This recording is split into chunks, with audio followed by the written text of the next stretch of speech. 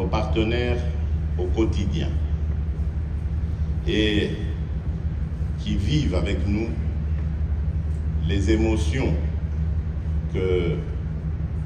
qui nous traversent l'esprit, le corps, les décisions parfois que nous devons prendre, elles les vivent,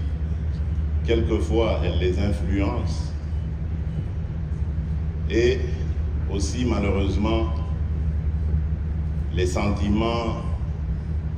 soit de désespoir ou de colère qui nous traversent parfois l'esprit vis-à-vis des situations que nous devrions vivre. Et je voudrais rendre hommage à ces dames parce qu'elles font un travail admirable. Et rendre hommage à cette initiative qui a été prise il y a 20 ans et que nous avons tous le devoir d'encourager et d'accompagner. Avant toute chose, permettez-moi de vous prier, de vous lever et d'observer un moment de recueillement pour ces femmes et ces jeunes filles, particulièrement celles de l'Est de la République démocratique du Congo, qui vivent un drame depuis maintenant près de 30 ans. Des violences à répétition, des guerres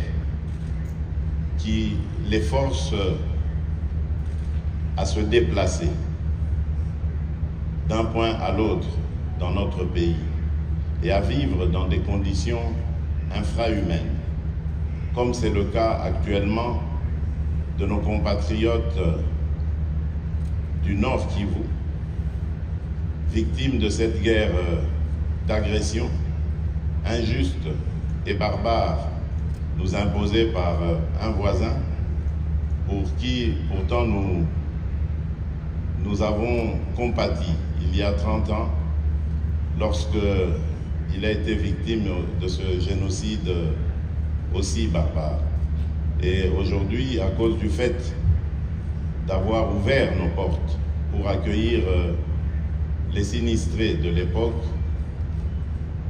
la guerre, ou je dirais plutôt le diable,